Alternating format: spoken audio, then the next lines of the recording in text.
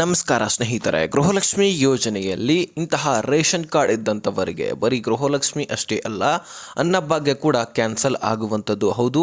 ಅನ್ನಭಾಗ್ಯ ಯೋಜನೆಯಲ್ಲಿ ಕೂಡ ನಿಮಗೆ ಅಕ್ಕಿ ಸಿಗೋದಾಗಿರಲಿ ಅಥವಾ ಇನ್ಮೇಲಿಂದ ಕಿಟ್ ವಿತರಣೆ ಮಾಡ್ತಾ ಇದ್ದಾರೆ.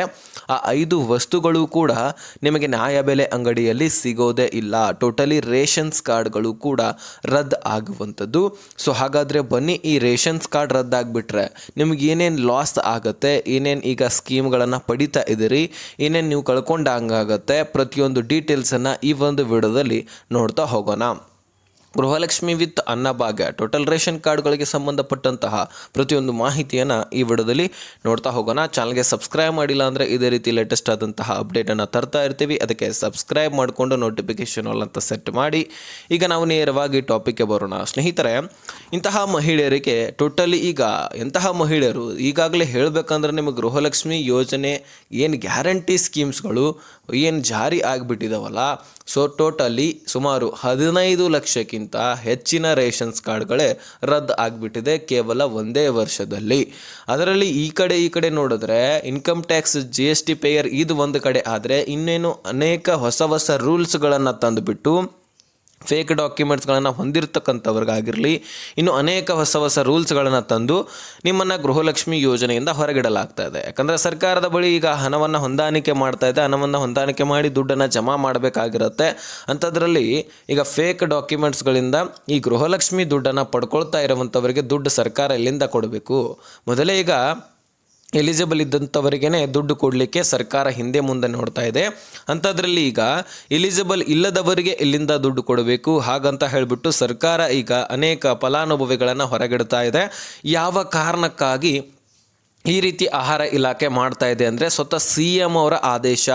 CM ಅವರು ಸ್ವತಃ ಫ್ರೀ ಹ್ಯಾಂಡನ್ನು ಕೊಟ್ಟಿರ್ತಕ್ಕಂಥದ್ದು. ಏನು ಮಾಡ್ತೀರಿ ಮಾಡ್ರಪ್ಪ, ನಮಗೆ ಒಟ್ಟಾರೆಯಾಗಿ ಎಲಿಜಿಬಲ್ ಇದ್ದಂಥವ್ರಿಗೆ ಮಾತ್ರ ದುಡ್ಡು ಹೋಗಬೇಕು, ಉಳಿದವರಿಗೆ ಯಾವುದೇ ಕಾರಣಕ್ಕೂ ಕೂಡ ದುಡ್ಡು ಹೋಗಬಾರ್ದು ಅಂತ ಸ್ಪಷ್ಟಪಡಿಸಲಾಗಿದೆ. ಹಾಗಾದರೆ ಆಹಾರ ಇಲಾಖೆ ಏನೇನು ಅಸ್ತ್ರಗಳನ್ನು ಇಲ್ಲಿ ಬಳಸಲಾಗಿದೆ ರೇಷನ್ ಕಾರ್ಡನ್ನು ರದ್ದು ಮಾಡಲಿಕ್ಕೆ, ಅದೆಲ್ಲವೂ ಕೂಡ ನಾವು ನೋಡ್ತಾ ಹೋಗೋದಾದರೆ, ಈಗಾಗಲೇ ನಿಮಗೆ ಒಂದು ಉದಾಹರಣೆ ಸಮೇತ ನಾನು ಹೇಳ್ತೀನಿ. ನಿಮ್ಮ ಮನೆ ಬಾಗಿಲಿಗೆ ಈ ಒಂದು UHID ನಂಬರನ್ನು ಜನ್ರೇಟ್ ಮಾಡಿ ಸ್ಟೀಕರನ್ನು ಅಂಟಿಸಲಾಗಿತ್ತು. ಆ ಸ್ಟೀಕರ್ನಲ್ಲಿ ಕೂಡ ಇದೆ, ಸ್ಟೀಕರನ್ನು ಕಿತ್ತೊಗಿಬೇಡ್ರಿ, ತೆಗಿಯಂತಿಲ್ಲ ಅಂತ ಹೇಳ್ಬಿಟ್ಟು ಅದನ್ನು ಬರೆದಿದ್ರು. ಅಲ್ಲಿ UHID ನಂಬರ್ ಕೂಡ ಜನ್ರೇಟ್ ಮಾಡಿ ಅಂಟಿಸಲಾಗಿರುತ್ತೆ.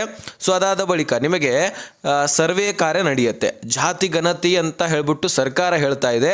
ಇನ್ನು ಅನೇಕ ಫಲಾನುಭವಿಗಳು, ಅನೇಕ ಜನರ ಸಾರ್ವಜನಿಕರು ಹೇಳ್ತಾರೆ, ಈ ಜಾತಿ ಗಣತಿಯಿಂದಾಗಿ ಅವರ ವೋಟ್ ಬ್ಯಾಂಕನ್ನು ಫಿಕ್ಸ್ ಮಾಡ್ಕೊಳ್ತಾರೆ. ಹೌದಪ್ಪ, ಈ ಜಾತಿಯವರು ನಮಗೆ ಓಟನ್ನು ಹಾಕ್ತಾರೆ ಫಿಕ್ಸು, ನಮ್ಮ ರಾಜ್ಯದಲ್ಲಿ ಯಾವ್ಯಾವ ಜಾತಿಯವರು ಎಷ್ಟೆಷ್ಟು ಸಂಖ್ಯೆಯಲ್ಲಿದ್ದಾರೆ, ನಮಗೆ ಇಷ್ಟಾದರೂ ವೋಟ್ ಬೀಳ್ತಾವ ಫಿಕ್ಸ್ ಆಗಿ ಅಂತ ಈ ರೀತಿ ಕನ್ಫರ್ಮ್ ಮಾಡಲಿಕ್ಕೂ ಕೂಡ ಈ ರೀತಿ ಜಾತಿ ಗಣತಿಯನ್ನು ಮಾಡಿದ್ರು ಅಂತ ಕೆಲವೊಂದಿಷ್ಟು ಜನ ಮಾತನಾಡಿದ್ರೆ, ಉಳಿದಂಥವರು ಈಗ ಸರ್ಕಾರ ಹೇಳ್ತಾ ಇದೆ ಅಥವಾ ನಾವು ತಿಳ್ಕೊಳ್ಬಹುದಿಲ್ಲಿ.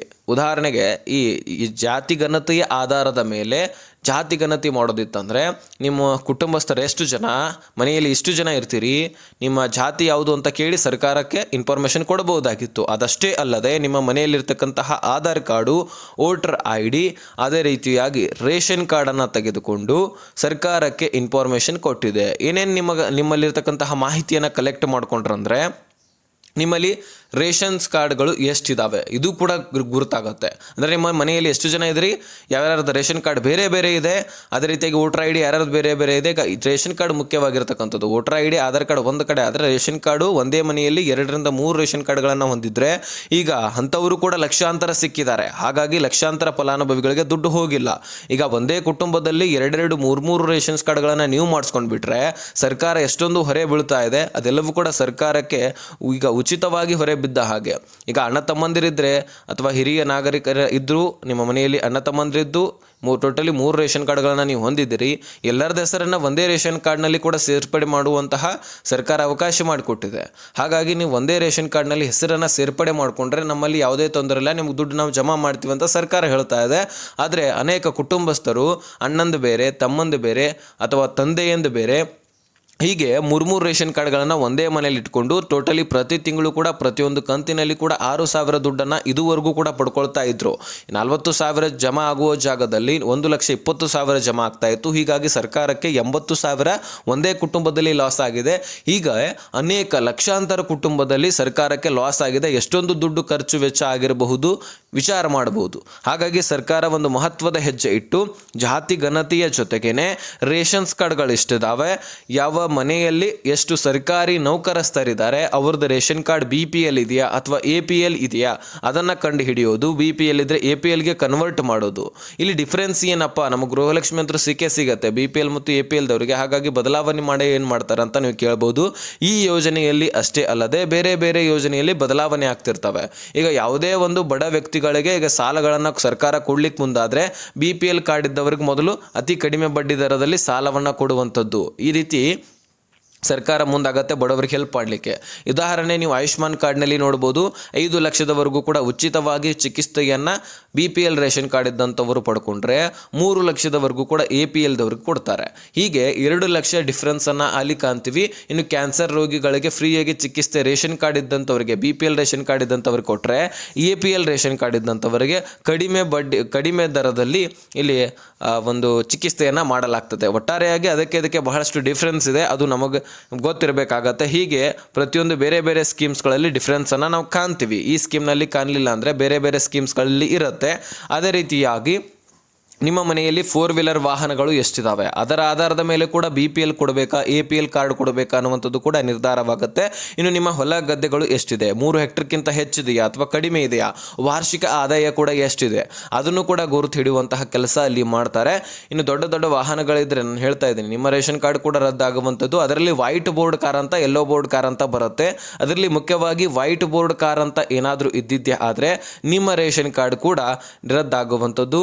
ಬಹಳಷ್ಟು 2 ರಿಂದ 3 ವಾಹನಗಳಿದ್ರೆ ಅಲ್ಲಿ ನಿಮ್ಮ ರೇಷನ್ ಕಾರ್ಡ್ ಖಂಡಿತವಾಗ್ಲೂ BPL ಗಿಂತ APL ಕನ್ವರ್ಟ್ ಅಷ್ಟೇ ಅಲ್ಲ, ರದ್ದೇ ಆಗಿಬಿಡುತ್ತೆ. ಹೌದು, ಈ ರೀತಿಯೂ ಕೂಡ ಸರ್ಕಾರ ಒಂದು ಮಹತ್ವದ ಹೆಜ್ಜೆ ಇಟ್ಕೊಂಡು ಅನೇಕ ನಿಮ್ಮಲ್ಲಿರ್ತಕ್ಕಂತಹ ಮಾಹಿತಿಯನ್ನು ತೆಗೆದುಕೊಂಡು ನಿಮ್ಮ ಮನೆ 1,000 ಚದರ ಮೀಟರ್ಗಿಂತ ಹೆಚ್ಚಿದೆಯಾ, ಸಿಟಿಯಲ್ಲಿದೆಯಾ ಅಥವಾ ಗ್ರಾಮೀಣ ಭಾಗದಲ್ಲಿದೆಯಾ, ಅಥವಾ ನಿಮ್ಮ ಮನೆಯಲ್ಲಿ ಬಾಡಿಗೆ ಏನಾದರೂ ನೀವು ಕೊಟ್ಟಿದ್ದೀರಾ, ದೊಡ್ಡ ದೊಡ್ಡ ಮನೆಗಳನ್ನು ಕಟ್ಟಿಸಿದ್ದೀರಾ, ಇದೆಲ್ಲ ಡೀಟೇಲ್ಸನ್ನು ಸರ್ಕಾರ ಕಲೆಕ್ಟ್ ಮಾಡ್ಕೊಳ್ಳುತ್ತೆ. ನಿಮ್ಮ ಮನೆಯಲ್ಲಿ ಮೀಟರ್ಗಳು ಎಷ್ಟಿದ್ದಾವೆ ಇದನ್ನು ಕೂಡ ಕಲೆಕ್ಟ್ ಮಾಡ್ಕೊಳ್ಳುತ್ತೆ. ಪ್ರತಿಯೊಂದು ಡೀಟೇಲ್ಸನ್ನು ಸರ್ಕಾರಕ್ಕೆ ಕೊಡುವಂತಹ ಕೆಲಸ ಈಗ ಮೊನ್ನೆ ಜಾತಿ ಗಣತಿಯಲ್ಲಿ ಮಾಡಲಾಗಿದೆ. ಅದೇ ರೀತಿಯಾಗಿ ಈಗ ಎಲಿಜಿಬಲ್ ಇದ್ರೂ ಸಹಿತ ದುಡ್ಡು ಬರಲಿಲ್ಲ ಅಂದರೆ ನಿಮ್ಮ ಬ್ಯಾಂಕ್ ಅಕೌಂಟ್ಗಳನ್ನು ನೀವು ಚಾಲ್ತಿ ಮಾಡಿಸ್ಕೊಳ್ಬೇಕಾಗತ್ತೆ. ನಿಮ್ಮ ಬ್ಯಾಂಕ್ ಅಕೌಂಟೇ ಚಾಲ್ತಿ ಇರಲಿಲ್ಲ ಅಂದರೆ ಸರ್ಕಾರ ನೀವು ಎಲಿಜಿಬಲ್ ಇದ್ರೂ ದುಡ್ಡು ಹಾಕ್ಲಿಕ್ಕೆ ಸಾಧ್ಯನೇ ಆಗೋದಿಲ್ಲ, ಹಾಕ್ಲಿಕ್ಕೆ ಹೋದರೂ ಸಹಿತ ನಿಮ್ಮ ಅಕೌಂಟ್ಗೆ ಜಮಾ ಆಗೋದಿಲ್ಲ. ಹೀಗೆ ಅನೇಕ ಬದಲಾವಣೆಗಳನ್ನು ಇಲ್ಲಿ ಸರ್ಕಾರ ನಿಮಗೆ ತಿಳಿಸ್ತಾ ಇದೆ. ಯಾರು ಎಲಿಜಿಬಲ್ ಇದ್ದರೆ ನಿಮ್ಮ ಅಕೌಂಟ್ಗೆ ಬರ್ತಾ ಇಲ್ಲ ಅಂದರೆ ಬ್ಯಾಂಕ್ ಅಕೌಂಟ್ ಚೆಕ್ ಮಾಡ್ಕೊಳ್ಳಿ, ಅಥವಾ EMIಗಳೇನಾದರೂ ಇದ್ದರೆ ನಿಮ್ಮ ಬ್ಯಾಂಕ್ ಅಕೌಂಟ್ಗೆ ದುಡ್ಡು ಬಂದಿರುತ್ತೆ ನಿಮಗೆ ಗೊತ್ತಾಗಿರೋದಿಲ್ಲ, ಬ್ಯಾಂಕ್ ಅಕೌಂಟನ್ನು ಟ್ರಾನ್ಸಾಕ್ಷನನ್ನು ಚೆಕ್ ಮಾಡಿಸ್ಕೊಳ್ಬಹುದು. KYC ಬ್ಯಾಂಕ್ ಅಕೌಂಟ್ಗೆ ಆಗಿರಲಿಲ್ಲ ಅಂದರೆ ಅದನ್ನು ಕೂಡ KYC ಕೂಡ ಮಾಡಿಸ್ಕೊಳ್ಬಹುದು. ಇನ್ನು ಅನೇಕ ಹೊಸ ರೂಲ್ಸ್ಗಳನ್ನು ತಂದುಬಿಟ್ಟು ಒಟ್ಟಾರೆಯಾಗಿ ನಿಮಗೆ ಈ ಗೃಹಲಕ್ಷ್ಮಿ ದುಡ್ಡು ಜಮಾ ಆಗದ ಹಾಗೆ ಸರ್ಕಾರ ನೋಡ್ಕೊಳ್ತಾ ಇದೆ. ಸೊ ನೋಡೋಣ ಮುಂದಿನ ದಿನಗಳಲ್ಲಿ ಏನಾದರೂ ಬದಲಾವಣೆಗಳು ಆದರೆ ನಾನು ತಿಳಿಸ್ತೀನಿ. ಒಟ್ಟಾರೆಯಾಗಿ ಯಾವ ಕಾರಣಕ್ಕೆ ದುಡ್ಡು ಬರ್ತಾ ಇಲ್ಲ ಅನ್ನೋದನ್ನು ನಾನು ನಿಮಗೆ ತಿಳಿಸಿದ್ದೀನಿ. ಇದನ್ನು ಹೊರತುಪಡಿಸಿದ್ರೆ GST ಇನ್ಕಮ್ ಟ್ಯಾಕ್ಸು ಇದನ್ನು ಬಿಟ್ಟರೆ ಮತ್ತೆ ಯಾವ ರೂಲ್ಸ್ ಇಲ್ಲ. ಒಟ್ಟಾರೆಯಾಗಿ ಇರ್ತಕ್ಕಂತಹ ರೂಲ್ಸ್ಗಳನ್ನು ತಿಳಿಸಿದ್ದೀನಿ. ಈ ವಿಷಯ ನಿಮಗೆ ಅರ್ಥ ಆಗಿದ್ರೆ ನೆಕ್ಸ್ಟ್ ಮಾಹಿತಿ ಸಿಗೋಣ. ಅಲ್ಲಿಸ್ತೀನಿ. ಬಾಯ್ ಬಿಡಿ ಫ್ರೆಂಡ್ಸ್.